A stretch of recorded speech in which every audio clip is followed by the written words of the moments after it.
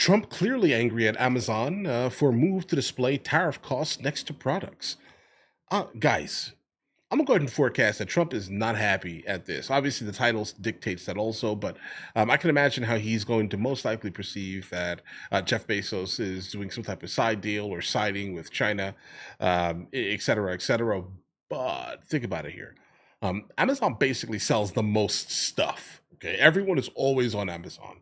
Why? Because it gets delivered with Prime, right? The same day, next day, or in the morning type of thing. If you get things fast, you go to sleep, and by the time you wake up, it's on your doorstep, right? I mean, they've mastered this whole thing. Okay, but the problem here is that, guys, if the costs of things start going up massively, obviously the sellers on Amazon are going to be feeling that. So the only way to kind of mitigate it is to say, hey, this is the cost, but this is the cost with tariffs. If that makes any sense here, guys, right? He's looking out for his business. I'm speculating, obviously.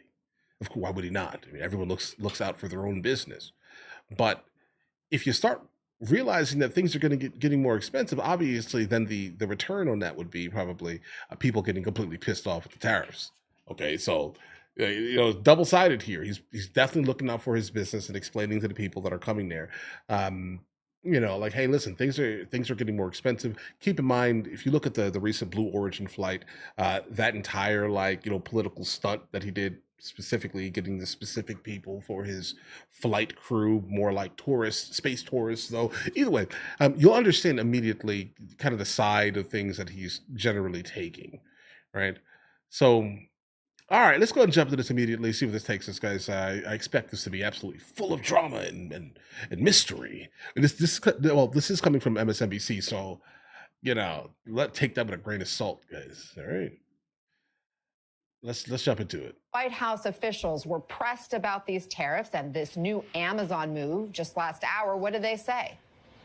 Yeah, on the tariffs more broadly, you heard some optimism that there could be trade deals struck in the not too distant future from Treasury Secretary Scott Bessent, who talked about the use of what he called euphemistically the president's strategic uncertainty in his negotiating position over time here. On Amazon, this report that Amazon might start listing the additional cost on specific items put in place by the tariffs, the president is clearly angry. White House Press Secretary Caroline Leavitt said she had spoken to him about it this morning, and the question, the idea that this shows factually that it is American consumers who pay the cost of tariffs, not the Chinese or any other foreign government, seemed to be the thing that set off the president's anger. Listen to how the White House press secretary addressed this issue. But it's true. I just got off the phone with the president about Amazon's announcement. This is a hostile and political act by Amazon. Why didn't Amazon do this when the Biden administration hiked inflation to the highest level in 40 years? And I would also add that it's not a surprise because, as Reuters recently wrote, Amazon has partnered with a Chinese propaganda arm. So this is another reason why Americans should buy American. Okay.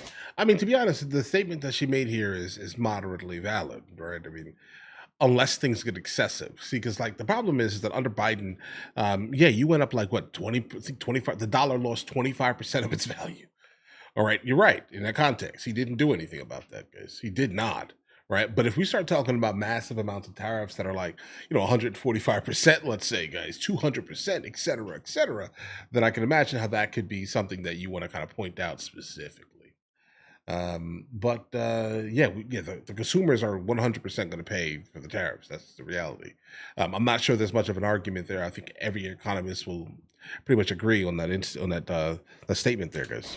So just to clarify, not an announcement from Amazon, just a report at this juncture, and something we should definitely watch closely given the White House's response to it and how much attention we've all been paying to the relationship between President Trump and Amazon's multi-billionaire owner, Jeff Bezos, now at least a bit rockier than it was this time yesterday. Yeah, Christine, before we go bigger picture on Trump's first 100 days, talk about Amazon and the potential price difference they could be highlighting if they indeed show what the tariffs cost. Well, if you have a 145% tariff on Chinese goods, any Chinese goods sold by Amazon then would have a higher cost. I mean, you think of it this way, a $10,000 container of goods coming over would have a $14,500 tariff on it. That's more than the cost of the goods is the cost of the tariff. That would right? clearly be a big cost difference for these sellers that are selling on Amazon.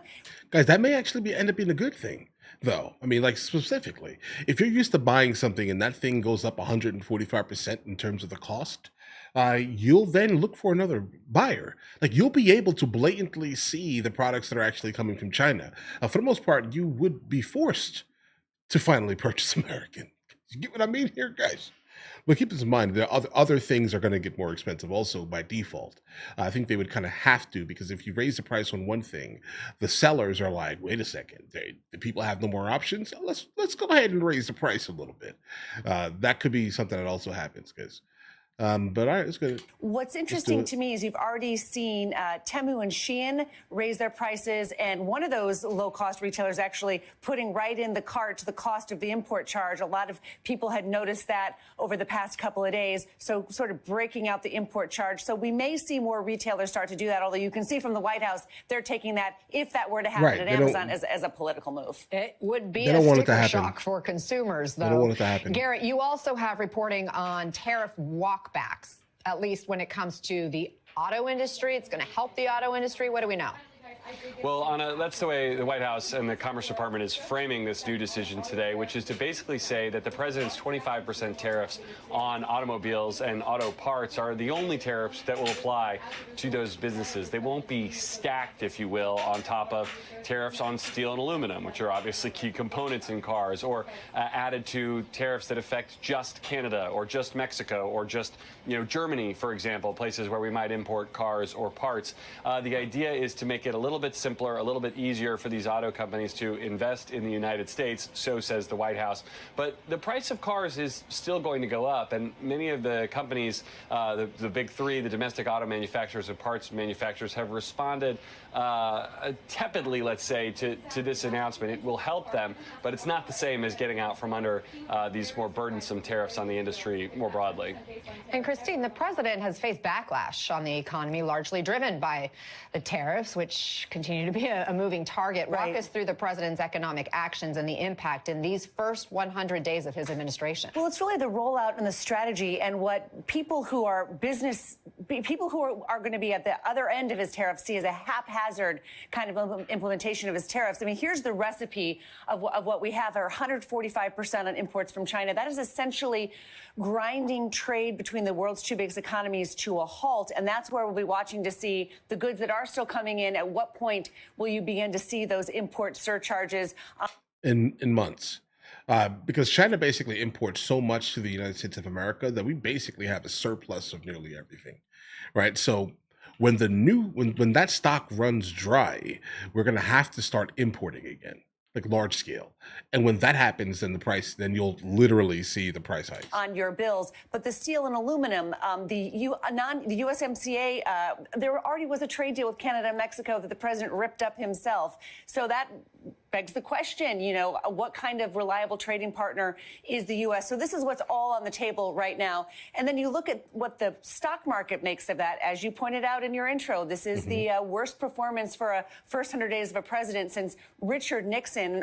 Worst performance basically means a lot of people are going to get gigantically rich, guys. That's what this. I see the like the front page news, like fear everything type of thing. I see the graph, right? But again, a lot of people are about to get excessively rich, and it's not going to be us normies, guys. All right, it's going to be the ones who have the ability to dump millions upon millions upon millions into, or billions at least, right, into these excessively low performing stocks, basically. Right? Like specifically the ones that offer dividends, specifically the ones that factually just have always gone up regardless of whatever was going on, guys. All right, look at Coca-Cola stock for a second. All right, so like things like that, that's what's going to happen. There are people making a gigantic amount of money. Every single time a president gets into office, there's always some type of like manufactured crisis that he has to basically come in and take charge of. Then the stock market dips. Obviously, Trump getting his second presidency is in fact doing the same thing that every other president basically has done. So the buddies, the donors specifically that have dumped money into their campaigns can make a gigantic amount of money, guys. Everyone knew this, right? I would say, how about this? All the multi-billionaires pretty much already understood this. Hence the reason why there was a gigantic push towards like liquidating assets to have some type of liquidity for the sole purpose of dumping into the stock market. Okay, look at the Walton family. Follow the Walton family. Right? If you follow them and realize when they start making big, gigantic moves to sell assets, pay attention to that. Then pay attention to specific stocks and things like that, guys. You'll start to realize that they are following this. They understand they've been on Earth for a really long time. They're really old. Okay, they understand blatantly. A president takes office, manufactured crisis, stock market dips. They buy in. Then in like 2 years or so, America has a very short memory for certain things, right? Then the stock market's going to go right back up. Like the Tesla stock. If you bought in before it had a gigantic boom, right, you're winning. But if you bought in, again, also at the same time, the second buy-in time was when everyone was going crazy about Tesla, Doge, et cetera, right? Tesla's up. I'm up on Tesla right now, guys.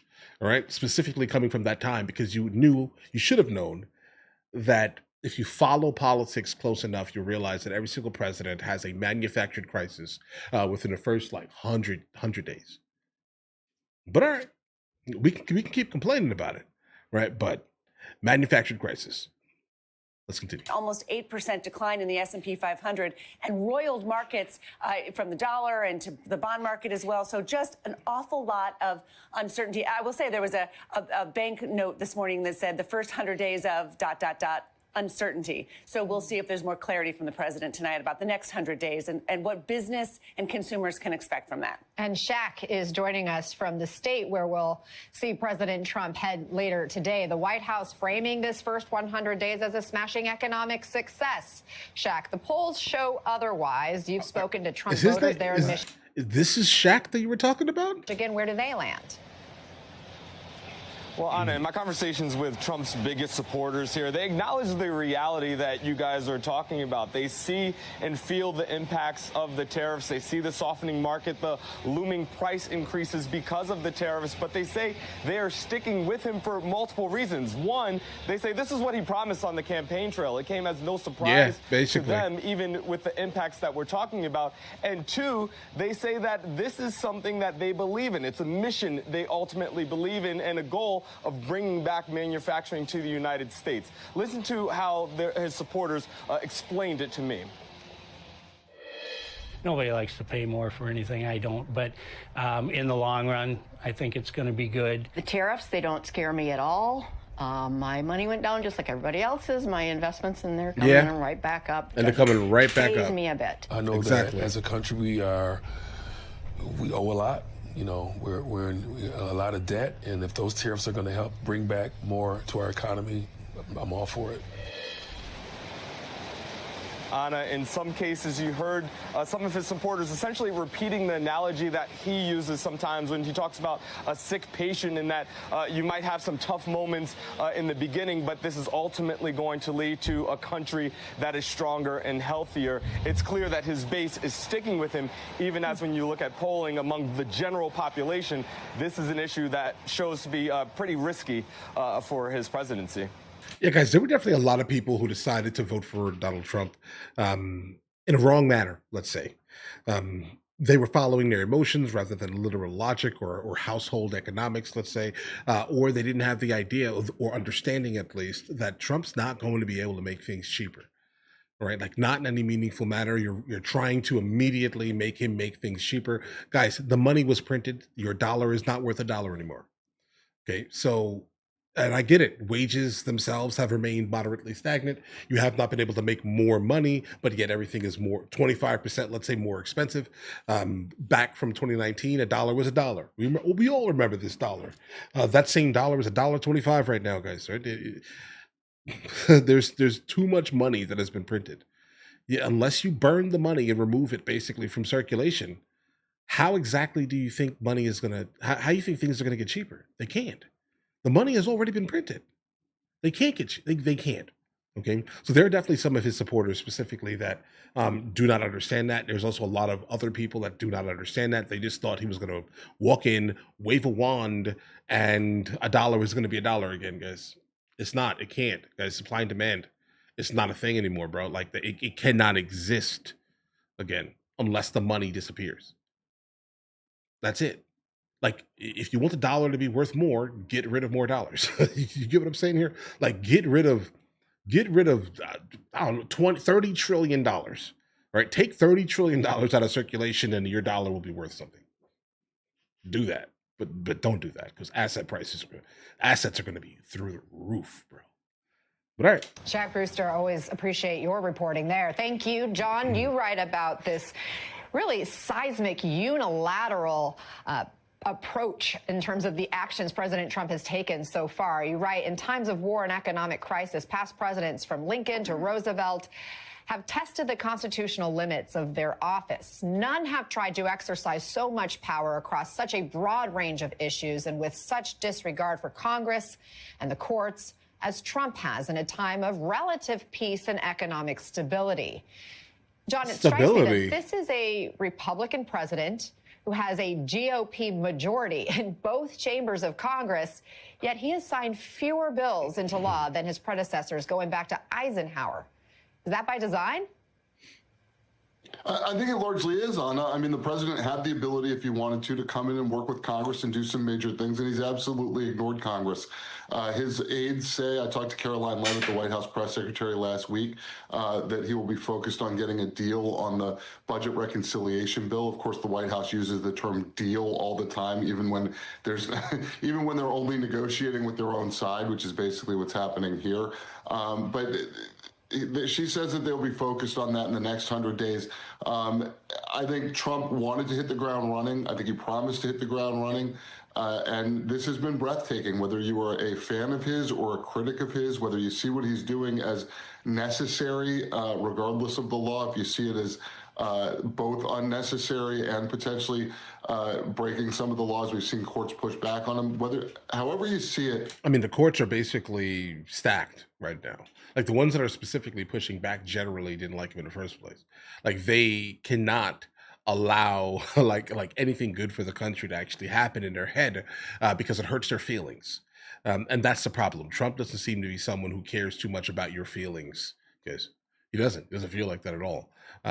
But these judges are like, I don't like how you said that, but it's true. But I don't like how you said it. It hurts my feelings. This is breathtaking. We haven't seen anything like this in terms of the size and scope of change in such a short period of time.